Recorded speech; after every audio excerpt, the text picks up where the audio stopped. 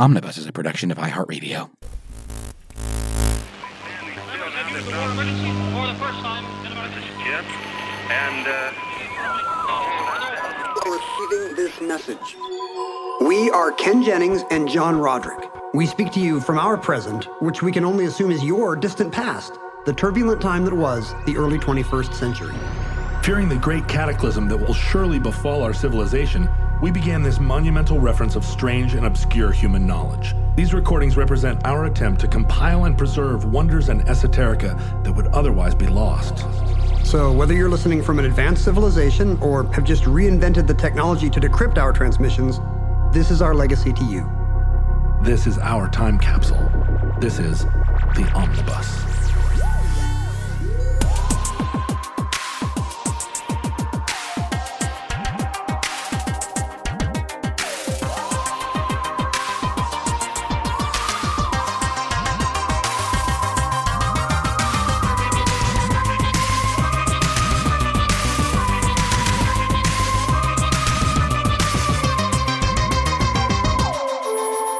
You have accessed entry 681.IS4204, certificate number 22194.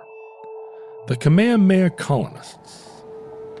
Dr. Martin Luther King saw this power of aloha when he first visited our islands in 1959.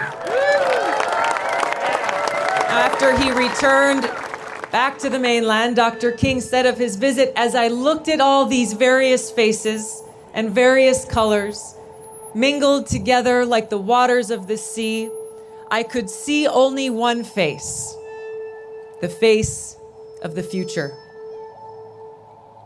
This is aloha. Since you got back from Maui Yes. in the winter, I've been feeling very aloha. you've been trying to live your life in accordance with the spirit of aloha. Trying. And it is not easy, and I am not always successful. Could you define the spirit of aloha for the future in which it may not rain? I cannot. I do not believe that I am in a position to define the spirit of aloha. It's what? It's the sound of one shark tooth necklace clicking. You can't. Is it because we're not on the islands and then we're not allowed to talk about it? Is this like Freemasonry? It's not. I think that I don't fully understand what aloha means to Hawaiians, so all I can do is explain what aloha means to me. I see. It would be appropriation. It would be gibberish for me to try and interpret like the grand and ancient tradition of aloha. What does it mean in your daily life? For me, aloha it's a way of accepting the way things are in the moment. I came to aloha because I was in Hawaii. I was stressed. I was anxious. There were a lot of real world things intruding. But every day I made an attempt to go snorkeling. And part of what would happen as I would go snorkeling, right? I've been feeling a lot of anxiety. And that anxiety takes the form of claustrophobia. Like I get short of breath. I get worried that my breath is constricted. I feel like snorkeling may not be the right hobby. Well, precisely. This is why Mindy can't snorkel. My wife loves snorkeling and gets kind of claustrophobic. It's very claustrophobic, and I don't feel like the world's greatest swimmer either. Growing up in Alaska, like swimming was a secondary. In Alaska, if you're in the pursuit. Polar Bear Club, it means you've actually had sex with a polar bear. It's like the Mile High Club.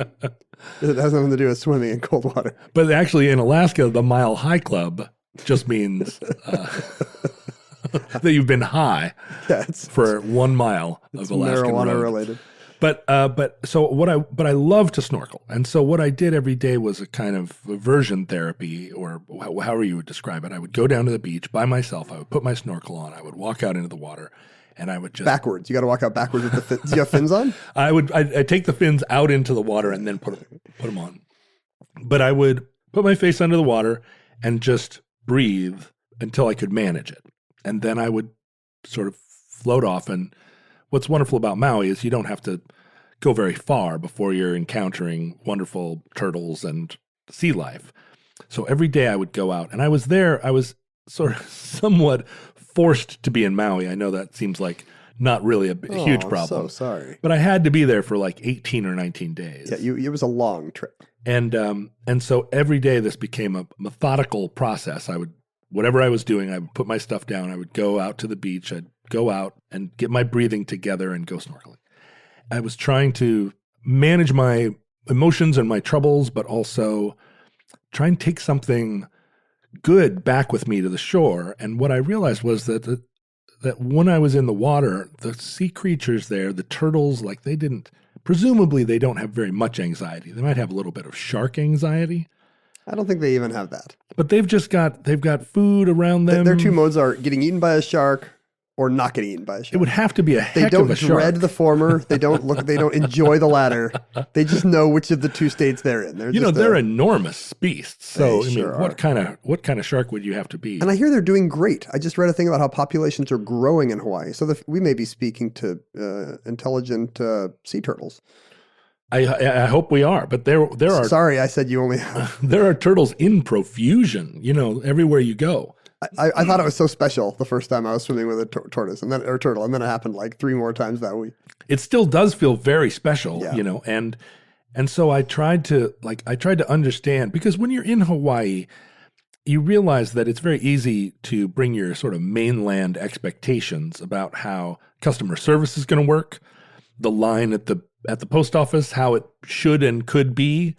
And Aloha is not about efficiency. No, Hawaiians are doing their daily life, and they have a tempo.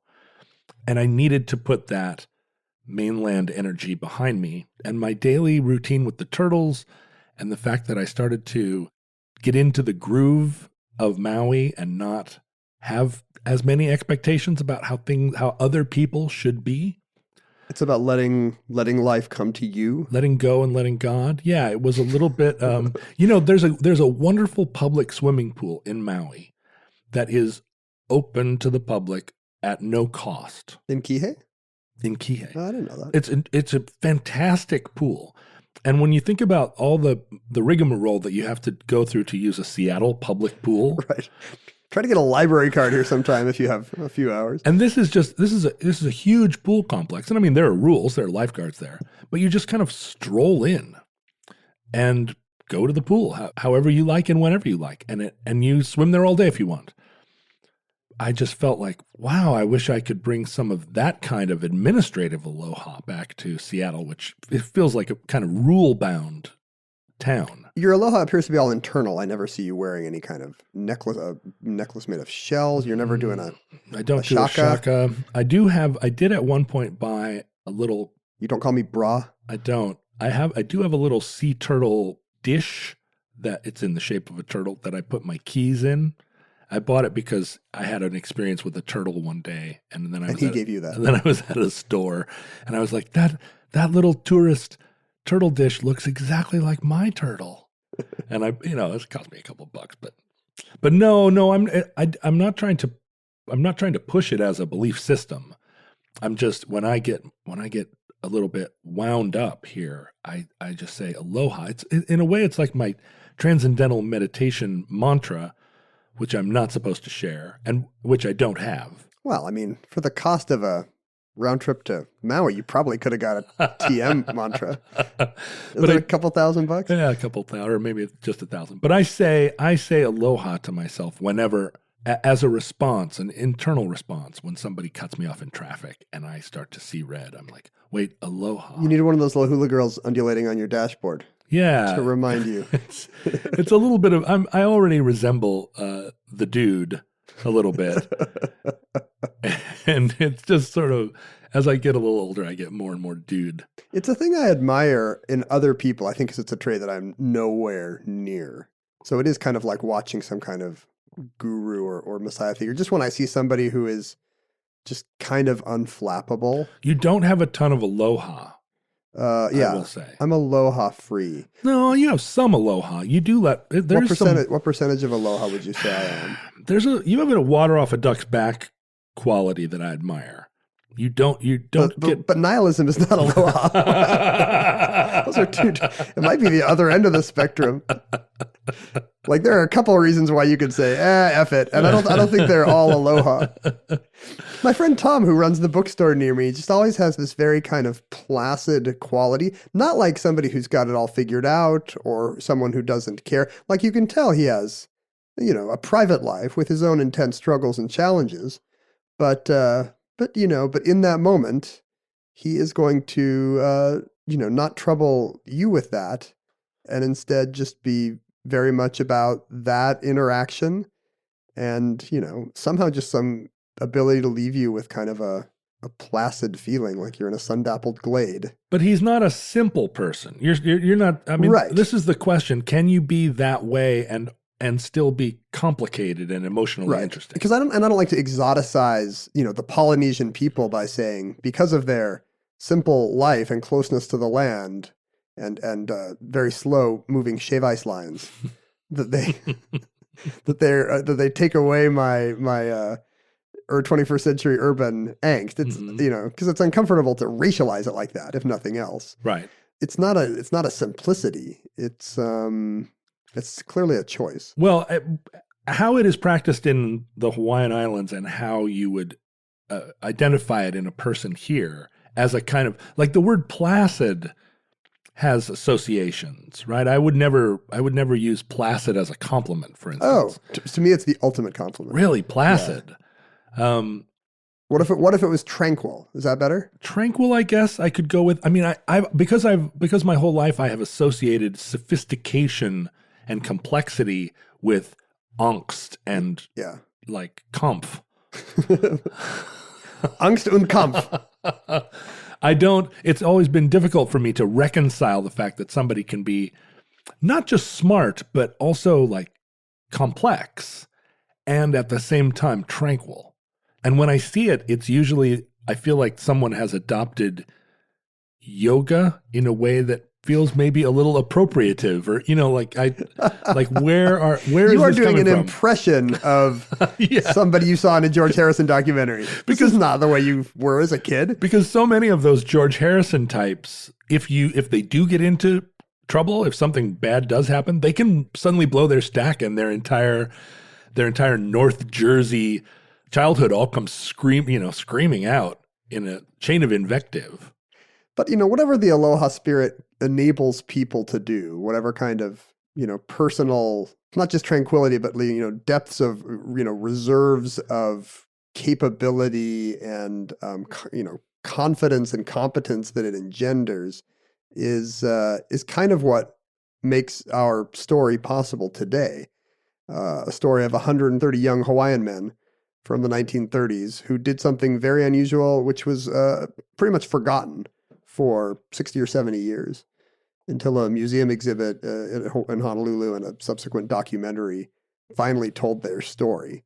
These are the men who colonized 3 tiny coral islands in the South Pacific, Jarvis Island, Baker Island, and Howland Island, for their country, and did so entirely under the radar. It was a top secret federal mission from President Roosevelt himself. When he wasn't sending Captain America out on top secret missions, he was sending 130 Hawaiian kids out to colonize these 3 uninhabited islands. Really? Where were the islands in the archipelago? They are nowhere near Hawaii. They're kind of midway between Hawaii and Australia, actually. That's a long way. And there's nothing there, which is what makes these islands, which would otherwise just be nothing burger, 5-mile islands, extremely important. Jarvis Island is in the Line Islands. Baker and Howland are, I believe, in the Phoenix Islands. Oh, so they're not even together as a... They are not an archipelago. They are far away. They're together with nothing. They are extremely isolated little islands. And in fact, I said that they were 5 miles long, and I was actually over guessing. It's only like, these islands these little shoals are less than 2 square miles in size. Are they inhabitable? Do they have fresh water? They do not have fresh water. They do not have vegetation. They have none. There's a reason why there's nobody on them. There were, the early Pacific sailors, both Polynesian navigators and European sailors, who sighted them and dutifully put them on their charts. On their charge. Take me to charts. The Polynesian charts would have been a series of fibers knitted together in kind of a grid with little puka shells marking islands. Oh, interesting. And, do those survive? Have you ever seen these maps? Yeah, they're in museums. Their maps were made of, jute, essentially, marking currents and winds and waves. and little that's little fantastic. shells for islands. And in the late 19th century, I think the British realized that the bird guano on these islands was super valuable. Yeah, right. And they would mine it, right? Yeah, they would just take steam shovelfuls of bird guano off these islands for the phosphates, which you could use in fertilizers and explosives. Because the birds love these islands. See, there's literally nothing else for 1,000 miles around. Right. So they all pull up and take naps. They all pull up and nest and rest and whatever birds do, and poop, apparently. Right. Birds, they're famous for holding their poop the entire time they're over the ocean and just saving it for when they get to an island. That explains what happened to me at the Ballard Locks the other day. So these British and the later American guano companies would hire Polynesian labor from Hawaii, the closest place. So they'd have Hawaiian kids come out there and work in these awful conditions, and pay them to, I'm sure not very well, to mine guano. A place with no shade and no water. We found something worse than coal mining. What if it's bird poop? Exactly. No shade, no water, nothing. These islands are extremely flat. I guess most of Jarvis, for example, is 5 feet above sea level, just from end to end. There's one little rise that's 20 feet. Oh. But except for that, yeah, there's the Mile High Club. Well, listen, my goal is to summit every island in Polynesia. Summit Jarvis. Well, you better do it quick. Pretty soon the 20-foot part is going to be the only part left of Jarvis.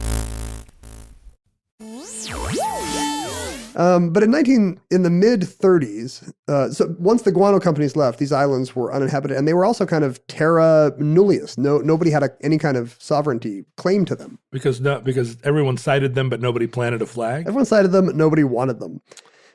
These are like Amelia Earhart Islands, right? Isn't this right where she was? One of these actually is Amelia Earhart Island, Howland Island, although we can't really call it Amelia Earhart Island because, spoilers, she never arrived there. But which one is the island where reputedly her cigarette lighter and and a little bit of the airplane? I think the possible crash site was not one of these islands. It was closer to Papua New Guinea. So Howland was the destination that maybe she never made it to. Oh. And there was somebody on the island when that happened, as we shall see. But, it was for that reason. Commercial aviation is taking off. Suddenly, these little tiny specks of coral in the middle of the ocean, yeah, they have strategic value because you could put an airstrip on here. Planes could not get across the Pacific back then, as we've covered on earlier shows. Right. The entry about the double sunrise and the one about the transcontinental arrows. Planes had to do shorter hops. So a place where you could land and refuel was extremely important. And so the U.S. government announced that they wanted to claim sovereignty over these 3 islands for commercial reasons. And really, that's a pretext for worries about the growing Japanese empire. Right. Like they want to have a foothold in the Pacific should things go wrong. Spoilers, this was not crazy. And the Navy advises the Roosevelt administration that they can't do it, that it can't be Navy personnel who stake a claim. Because? I'm not sure. I assume it's because in the eyes of international law, you want to have somebody living on the island for a year and then you say, oh boy, we've got our guys there. This is now America. Sure. It's the Homestead Act. But if it's a military installation, I don't know if international law explicitly prohibits it or if just the optics are bad. Right. I see. But you want them to be civilians. Sure. So the Navy says, not it, essentially. So the U.S. government is left, the Interior Department essentially, is left wanting to put someone on this island and having no one they can order to do it. So what do you do? This seems like something that you would be like a bureaucrat at the State Department and you would anger your boss and you'd suddenly get transferred to Howland Island. Good news. You're the ambassador. Somebody who gets called by their last name. Good news, Gregson. You're headed to Baker Island.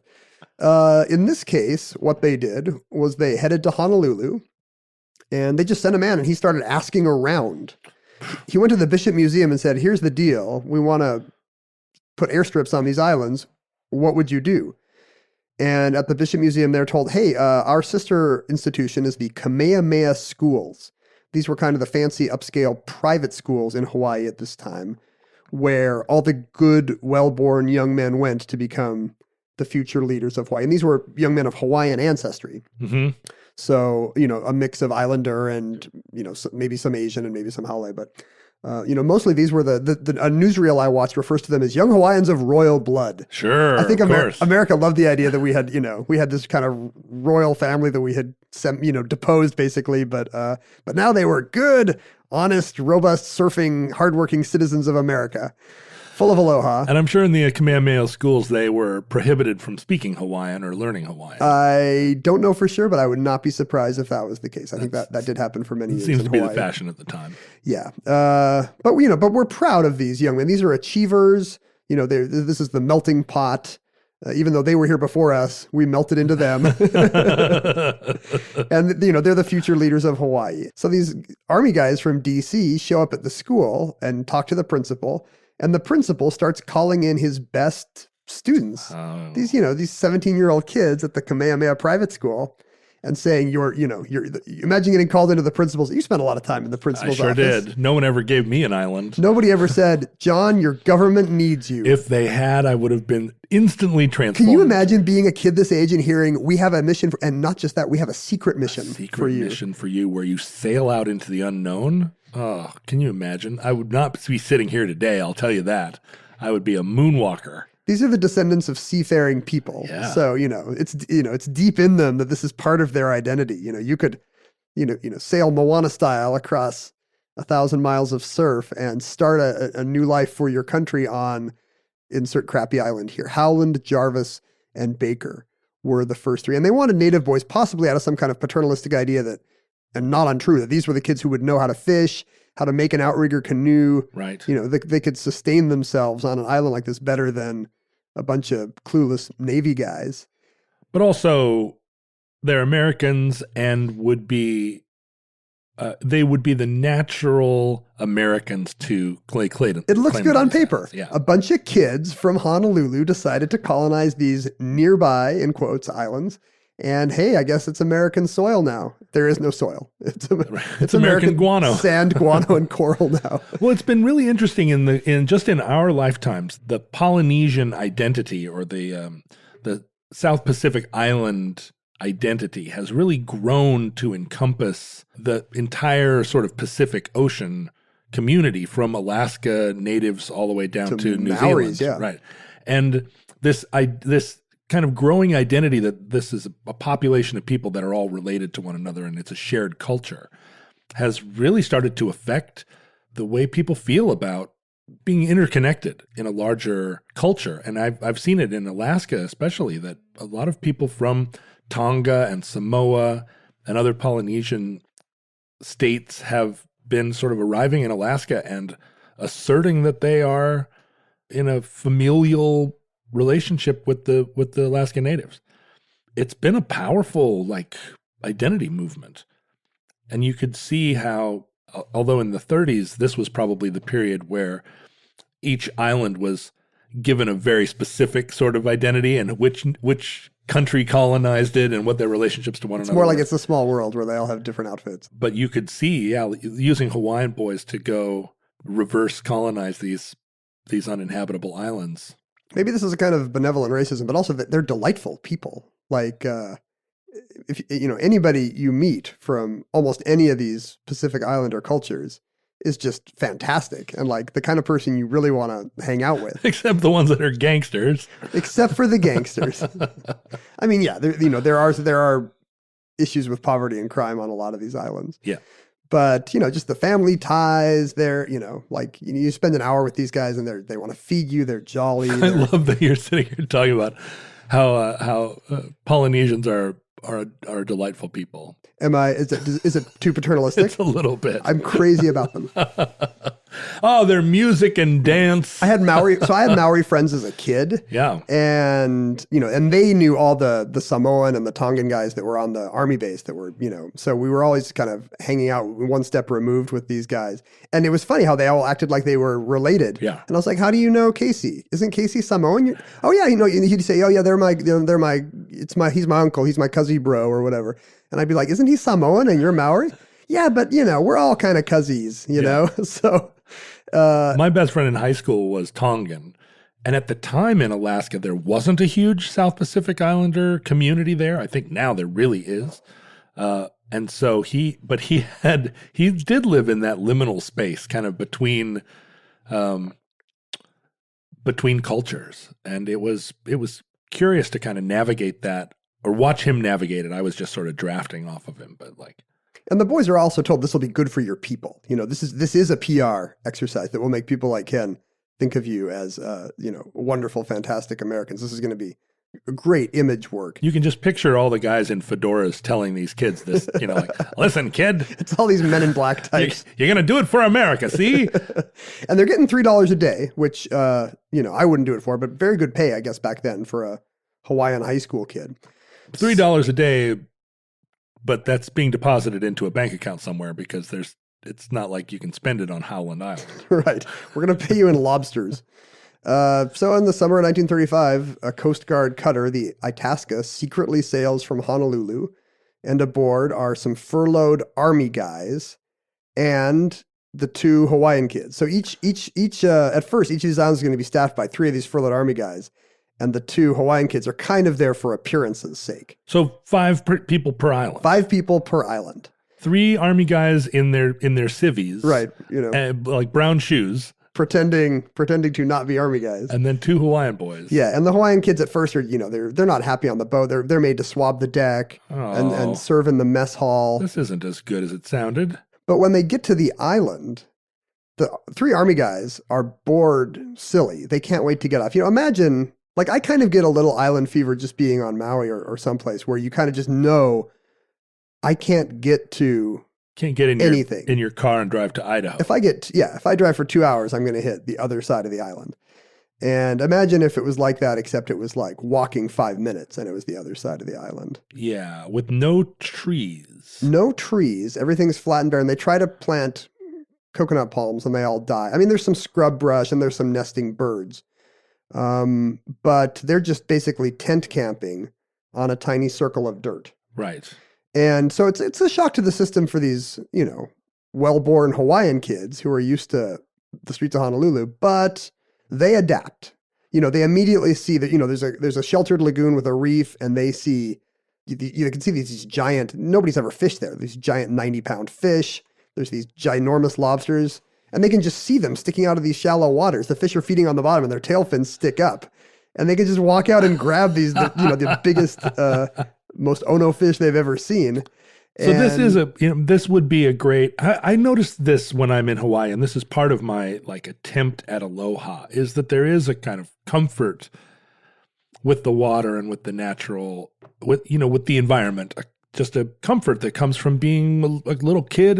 Now who's being paternalistic, John? Well, they're so close to nature. It isn't that. It's that they literally they walk out of the school and walk into the ocean. They've been surfing. You go to Hawaii, you see these 3-year-olds surfing or whatever. It's so incredible. It's fantastic. And I envy it to such a degree that I try to find an equivalent in our own lives. Like, what am I as comfortable in as a Hawaiian kid would be in the ocean? With kids today, it's an iPad. Well, but that's not me. So what are we as comfortable in? And I guess it's just like wordplay. Is that a thing? For some of my friends, it might be like a BMX bike, or they were on a Hot Wheels a big wheel and then a trike and then a bike, and that's part of their bodies. But yeah, you're right. For me, it's just like wry commentary on events of the day. For me, it's sitcom joke formats. Like if I saw it on Alf or Give Me a Break, it's really part of my DNA now. But if you could trade like sitcom joke formats or wry commentary for building an outrigger canoe and catching 6 lobster, what would you? No, yeah, I absolutely would. Yeah, I think I would be a happier person. I would be placid in the good way. So the kids kind of take to it, and the Army guys just cannot wait to get home. These islands are so small that the Coast Guard cutter that's supposed to drop them off takes hours to even find the island. They're going back and forth. Where is this place? Even the military doesn't know where this place is. But they start clearing land. They build a lighthouse. They try to plant. They build a lighthouse? These are my kind of people. This does seem like your perfect life, right? First thing they do is build a lighthouse? It's the first thing I would do. And so they do great. So I think they're there for a few months. And the next, Whoa. So, and they had to bring their own water and stuff. yeah, they bring like 3 55-gallon drums of water, which cannot be full because otherwise you could not float them ashore. It's not easy to land on these islands. Oh, yeah. So they have to be like 55-gallon drums that are kind of full of water. So no showers, no laundry. It's for drinking and brushing teeth, and that's about it. And it's because it doesn't rain much on these islands. But who needs to wash your clothes or bathe? I mean, you just become like the perfect naked child. That's what these guys said. As soon as the Coast Guard pulled away, like the shorts immediately came off. And I guess some of the new kids would be like, they'd leave their shorts on for a few weeks. And then finally they'd be like, oh, hell. So yeah, the government created a nudist colony, three nudist colonies in the middle of the Pacific Ocean. So they're there for 3 months, and after 3 months, it's clear that our furloughed Army guys is not the way to go, that these Kamehameha private school kids is. Oh. So more kids get recruited. By the end of the project, 130, young strapping Hawaiian kids are living on these 3 islands, and 2 more. The project is expanded to Canton and Enderbury, 2 even smaller. Are the kids that are being recruited, are they allowed to talk to the kids that are already there? I mean, are the kids that are there already, are they like, you should come? Or is it a thing where each new group is like, no, they really love it there? They don't have to swap everybody out. I think after an adjustment period, I get the impression the kids really like it. And there's newsreel footage of these kids on the island, and they are just, it's this amazing, you never see, all this World War II era footage of patriotic young Americans is, extremely white city Americans. And so to see like these good looking, tan, shirtless, kind of pan-racial islander kids, frolicking on these islands for their country, it's really delightful. It really kind of rewrites how we think of that period of time. And this was during the dawn of that like tiki culture, Polynesian fashion and style. Yeah. That's going to be, tiki bars have to be an omnibus entry. Yeah. Like I still feel like that when I'm on, like part of the appeal of being in Hawaii to me, it's almost like Disneyland where it has this kind of nostalgic mid 20th century vibe. And it's nothing they did. It's what we did to fetishize their culture on the West Coast into tiki culture. But it really reminds me of when, America just loved Hawaii and that kind of innocent time. Yeah. Trader Vic's and whatnot. Even after the year is up, and FDR issues an executive order saying, we claim Jarvis, Baker, and Howland. They're afraid somebody else is going to be like, well, what if we build a bigger settlement at the other end of the island? And Britain makes a claim. Right. So as in all good idyllic scenes, we need to introduce some guns. Yeah. Well, it becomes a real settlement. There's no gunfire, but cabins replace tents and kerosene stoves replace these little brick ovens they were using. And the kids get these very detailed duties, most of which seem to revolve around filling out logs because there's nothing to do on these islands. So it really is like, here's your daily duty. Look at the weather, put it in the log. Look at the birds, put them in the log. Catch some fish, put that in the log. Write about the log in the log. It's some Dharma Foundation stuff where these kids are sitting on an island kind of pushing this button for their country. But they like it. It turns out that the endless fish and lobster is fun, so they eat well. They've got, they can catch one of these big fish and dry it and eat dried mullet for months. There are 3 islands. How many kids per island? At first it's 5, and maybe that stays the complement. They just swap kids in and out. Oh, so it's not 130 kids at the same time. No, they don't become little bustling cities. I see. There's a streetcar, there's a newspaper. It's like Bugsy Malone. It would probably be Lord of the Flies, but I like that you went to Bugsy Malone first. Yeah. I think they still stay very small. They could have been anything that they wanted to be. They have cans of supplies that have been left. Water is scarce, but they have a lot of cans of supplies. They're very into corned beef, which I think is funny. Oh, I'm very into corned beef. I am too, but it's funny to me that when Spam does not exist, Spam will not be invented until the late 30s. These kids have the nearest thing, cans of salty corned beef, and they're like, salty soft meat. Yeah. Like whatever it is that makes Spam such a hit in Hawaii is already catching on there. And it's all very chill and aloha. They're homesick for their families and stuff, but they really like just being kids having a naked adventure on the island. Right. not much downside except for boredom, and they find stuff to do. There's, and they, the sunny aloha spirit means everything becomes an opportunity. There are rats on these islands. Really? Not endemic, but brought there by ships. How it would seem like eradicating the rats on Howland Island could be a major summer project.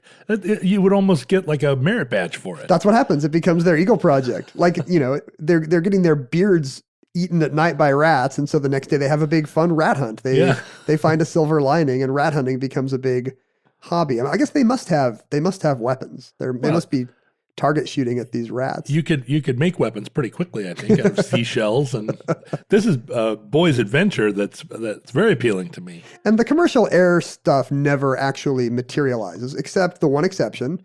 1937, the kids on Howland Island are told Amelia's coming. Oh. We need to clear some ground. So they make they clear enough brush to make kind of a very crude airstrip. And they build her a little cabin. Somebody's mom sends curtains from Honolulu. The only set of curtains in the, whatever this is called, it was called the American Equatorial Island Colonization Project, I think. The AEICP only had one set of curtains, and it was for this cabin they had mocked up for Amelia. And even a shower, these kids didn't have the freshwater shower, but for Amelia, they put some nail holes in a pipe leading from one of the drums of water. So there was going to be a shower, and everybody's excited on this certain day in 1937 to watch for the plane. And of course, it never shows up. Oh. So they should have given these kids a radio beacon. At first, they don't even have a radio, which is hilarious to me, although eventually they do, and they can communicate with Honolulu. Amelia never shows, and what's so very disappointing for waiting for Godot situation for these kids. But even worse, the Coast Guard cutter, which was scheduled to bring them 3 more months of supplies the following week, gets diverted to try to find her crashed airplane. Right. And so they have to make do without water and corned beef for another a month or 2 until the ship can stop. Well, that'll turn you into an Amelia hater. You can really, yeah, exactly. Can you imagine the stuff they were saying about her? It must have been hard for the U.S. government. Like, who do we put our resources to? Women or minorities? We don't normally do either. This has never come up before. So the isolation actually is dangerous. They're 1,500 miles from medical care. Right. And that does become an issue. The only peacetime fatality of the Kamehameha colonists. By the way, I've used a name I made up just because it sounds more like it's more of a ska band name. But the Kamehameha colonists. I love the Kamehameha colonists. The Hawaiian name would have been the Hui Panala'au, which just means Society of Colonists or Settlers Club. That's what the boys called themselves. Mm-hmm. It's like it's fun. It's a little Boys Adventure National Geographic thing. We're the Settlers Club. So the Hui Panala'au are 1,000 miles away from healthcare. And so at one point, one of the kids has a ruptured appendix. Ah, that's a bad thing. It is, especially when you've got to, get on your radio, get a boat out there, and then get the boat back to the nearest military hospital on Oahu. And in fact, he dies en route. He did not survive. It's fun, but it's also life and death every minute they're there. Fast forward to 1940.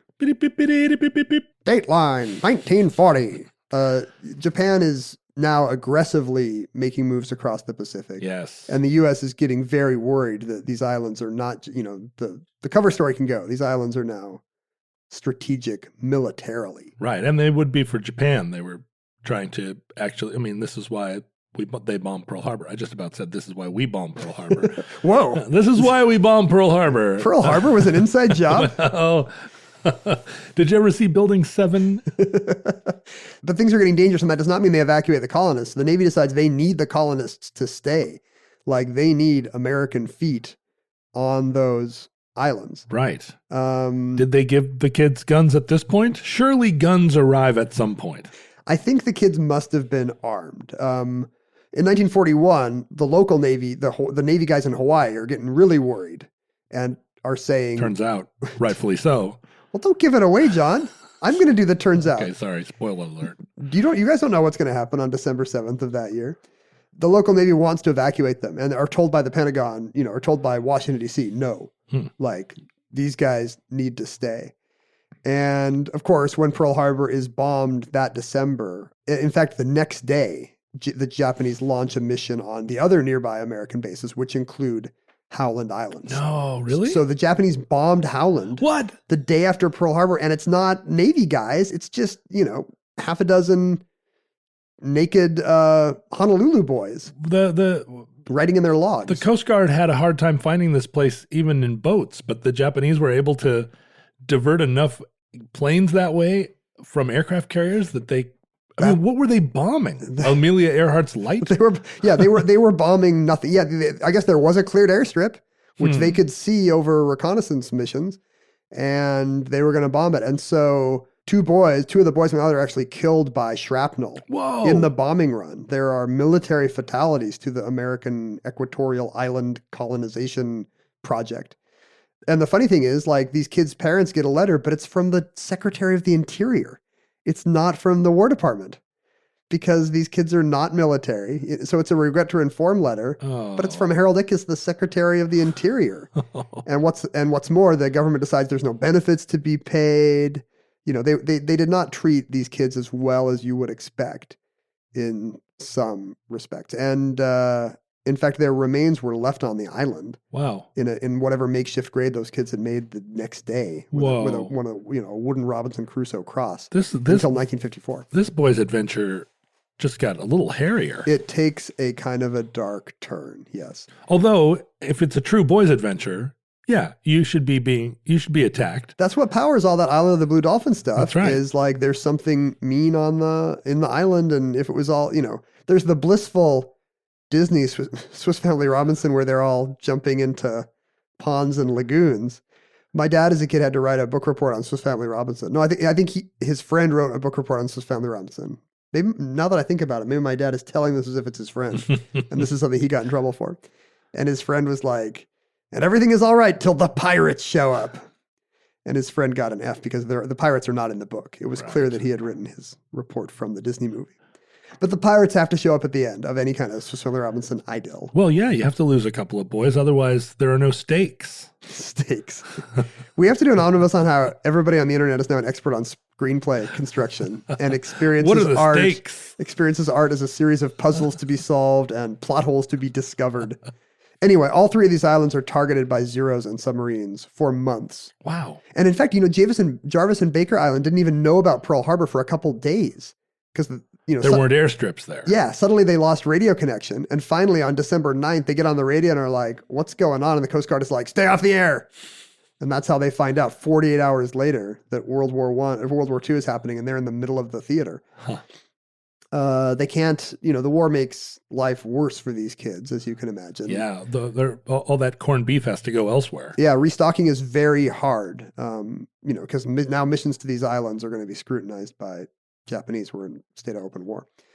Water can't be restocked. They start to run low. Finally, in February, fully 2 to 3 months after Pearl Harbor, these kids are brought back to Honolulu. Oh, the islands are evacuated. Yeah, they are evacuated 2 months into the war.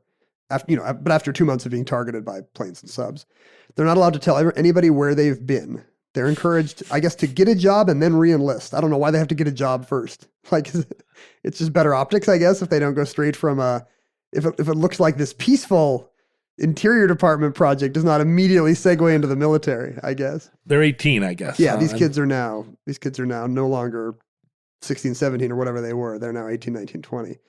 I don't know how long some of these kids stayed, but the project started in 35. Wow, so sure. I don't know if any of them made it the full 5 or 6 years, but they could have. These kids could be 5 or 6 years older than when anything started. And that's what happened. Jarvis and Baker and Howland Islands stayed uninhabited for the rest of the war. Nobody ever built any airstrips there, commercial or military. There's still lighthouses on them. They're uninhabited today. They became bird preserves. Oh, yeah. Wildlife refuges. So, futurelings may be listening. Avian futurelings may be saying, "What do you mean uninhabited? What do you mean? These were like the original colonies for my entire race. Like that's their Hawaii, Like that's their vacation destination. Like we love going there and just pooping. It's like after a hard couple of months of the office, sometimes you just have to go to the beach and just have somebody bring you a drink with an umbrella in it and poop for a couple of weeks.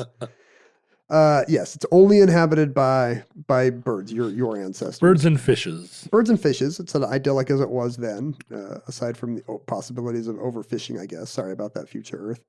It's also probably 10 feet under the water. For them, yeah. So it's just fishes, not birds.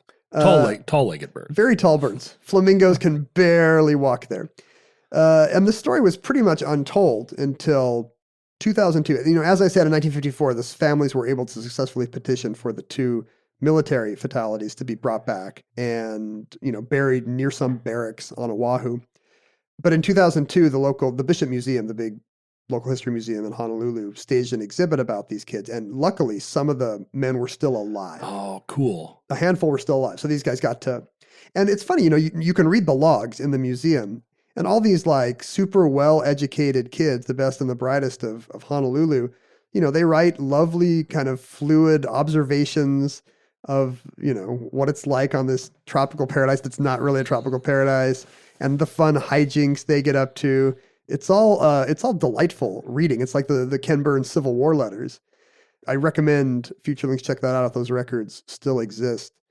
And finally, getting all these guys together to tell their stories, to assemble their oral histories, the Department of Defense is kind of shamed into moving these 2 early World War II heroes to the actual veterans cemetery on Oahu, which is where they rest today with honors. And it's a good thing that happened in 2002 because the last of the Pui Panala'au died in November 2016, just 2.5 years ago, our time. And all these kind of early unsung heroes of America's last colonization effort, not to mention the Second World War, are with us no more. And that concludes the Kamehameha Colonists. Entry 681.IS4204, certificate number 22194 in the omnibus. Futurelings, in the unlikely event that social media still exists in your era, sitting there on your little atoll, up to your ankles in guano. No, it's all guano in the future. Or, you know what?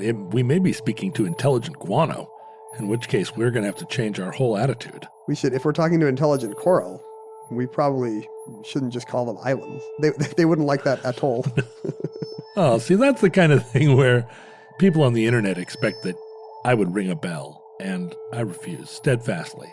It does kind of go along with the movies are a puzzle for me to solve. Yeah. Mistaking puns for jokes. they're not the same thing. Jokes are good and funny. Yeah, right. That's right. Bells are reserved for jokes. But also, you don't have your bell. Stop pretending like your bell scarcity is an artistic choice. Oh, hey, that was pretty good. Yeah.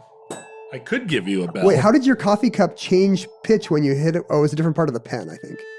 That's the handle. That's the button. That's amazing. If you were stuck on like Jarvis Island, that would be like 3 weeks worth of fun. Sure, I can communicate with the other islands that way. Go to Facebook, Twitter, and Instagram and hang out with us at Omnibus Project or at Ken Jennings and at John Roderick. We have good old times. Ken and I both stay up late, so they're often really funny tweets at 11 p.m. Pacific time. I won't tweet anything funny at 11 p.m. Pacific. I am at my best at between 11 and 2 a.m. I'll write it down on a little Post-it, and I'll post it in the morning. You save it because you're looking for optics. You want to get numbers. Well, what I'm looking for is, if you got to feed the beast, and I know I'm not going to have any ideas at 11 o'clock the following morning. Right, I see what you're saying. I'm only alert at a time when nobody cares to listen to me. It's a great tragedy of West Coast life. It's why I have so many followers in New Zealand and Australia, because I'm giving them top content in the middle of their day. They are not used to the primo stuff. They're used to getting American TV, but they're getting Breaking Bad now. Yeah, but I'm on there in the middle of the night, just letting zingers fly. I posted a picture of myself eating a chili burger and a sundae at 1 o'clock in the morning. That's your deep love night. For Pacific Rim culture. It is. You're giving them the best Roderick content. I'm also on Instagram. A lot of sexy selfies there. And you seem excited about that. I'm also on Instagram. Well, I just can't tell whether I don't know what to go to bat for anymore. I can't tell whether Instagram is bad or good anymore. It's all connected to the giant. It's owned by Facebook. It's bad unless they sponsor this episode, in which case it's great. They're good. You can email us at theomnibusproject@gmail.com. You can mail us, actual mail, at P.O. Box 55744, Shoreline, Washington 98155.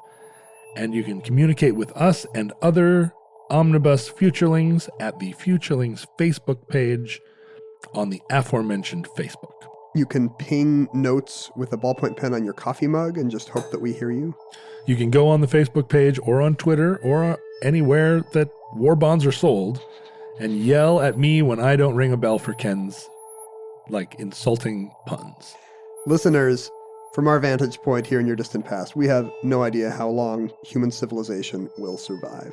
We hope and pray that the cataclysm that keeps John up nights worrying and tweeting at New Zealand may never come. But if the worst comes soon, this recording, like all our recordings, may be our final word to you. This is the last thing that gets inscribed in the gold record. But if Providence allows, if the volcano god Pele and the hook holding demigod Maui, I'm now out of Hawaiian deities. Why weren't there more in Moana? If all this entire pantheon of shark's tooth wearing gods allows, we hope to be back with you soon for another entry in the Omnibus.